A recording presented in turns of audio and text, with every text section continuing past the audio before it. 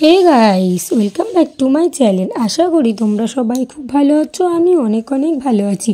তো চলো তোমাদের সাথে আজকে একটা নিউ ব্লগ শুরু করি। আর আজকের ব্লগটা হলো বিয়ে বাড়ি নিয়ে।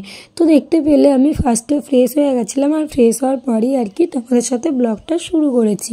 তো তারপর দেখো আমি সিম্পলভাবে সাজুগুজু করে নিয়েছি, আর এদিকে মা আমি সাজুগুজু করে বসেছিলাম, আর সুনুদি সাজুগুজু করছিল। তো যাই হোক, তারপর দেখো ফাইনালি আমরা সাজুগুজু করে বিয়েবাড়িতে চলে এসেছি। আর বিয়েবাড়িতে এসেই দেখছি সবাই নাচতে লেগে গেছে, তো তাই একটু নাচ দেখছিলাম। তো নাচটা দেখার পর তারপর আমরা আস্তে আস্তে বিয়েবাড়ির মধ্যে চলে গেছিলাম। আর এদিকে এসে দেখো মা ওদেরকে গিফটটা দিচ্ছিল, আর তারপর আমি চলে এসেছি ওদের সঙ্গে ছবি তোলার জন্য। তো আমি ভাবলাম একটু ভিডিও করে নিই আর কিছু পিক তুলে নিই। তো যে পিকগুলো তুলেছিলাম সেগুলো তোমাদের সাথে পরে শেয়ার করে দেবো, ভিডিওটা লাস্টে কিছু দিয়ে দেবো। তো ভিডিওটা কেমন লাগছে অবশ্যই কিন্তু জানিও। তো তারপর দেখো আমরা বিয়েবাড়ির ভেতর থেকে বাইরে বেরিয়ে আসলাম, আর এসে এদিকে ফুচকা কফি ছিল, তো এগুলো আর কি কিছু খেয়ে নিচ্ছিলাম। তো খাওয়ার পর দেখো আমরা খাবার জায়গায় চলে গেছিলাম, কারণ সুনদীর মেয়ে তো ছোটো, আর অনেকটা রাতও হয়ে গেছিলো, তো ও কান্না করছিল, সেই জন্য আমরা খাবার জায়গায় চলে এসেছি। আর অনেকক্ষণ দাঁড়িয়ে থাকতে হয়েছে, কারণ অনেকটা ভিড় ছিল, সিট পাইনি। তো অনেকটা পর আমরা সিট পেয়েছি, আর দেখো বসে পড়েছি। তো আমি আর মা এই সাইডে বসেছি, আর সুনদীর মেয়ে ওই সাইডে বসেছে। তো আমরা চারজন একসঙ্গেই বসেছিলাম।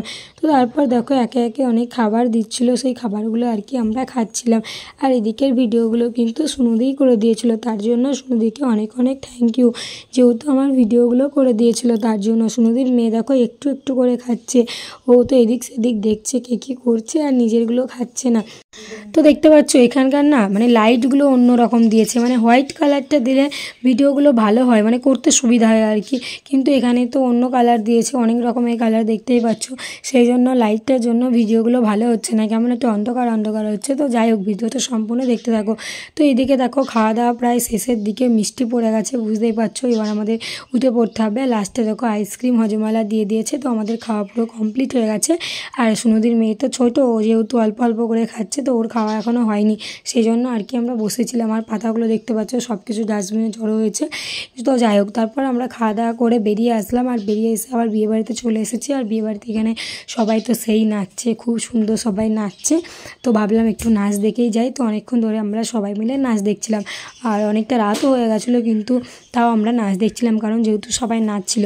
তো আমরা কোথায় এসেছি বলো তো, আমরা চলে এসেছি রুদ্রডাঙ্গায়। আর রুদ্রডাঙ্গাতেই হচ্ছে আমার শাশুড়ি মায়ের বাপের বাড়ি, মানে আমার মামা শ্বশুর বাড়ি। তো ওখানেই আর কি আমার একটা মামা শ্বশুরের ছেলের আজকে রিসেপশন ছিল, কালকে যেহেতু বিয়ে হয়েছে, তো আজকে আমাদের নিমন্ত্রণ ছিল, সেই জন্য আমি আর মা সন্ধেবেলাতেই চলে এসেছি মামার বাড়িতে। আর নিমন্ত্রণ যেহেতু করেছে, তাহলে নিমন্ত্রণ তো আমাদের রক্ষা করা উচিত, তাই না? সেই জন্যই আর কি চলে এসেছি।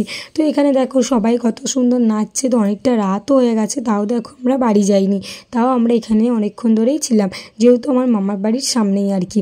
তো যাই হোক, ভিডিওটা কেমন লাগলো অবশ্যই কিন্তু কমেন্টে জানিও। যারা চ্যানেলে নতুন তারা প্লিজ একটু সাবস্ক্রাইব করে দাও।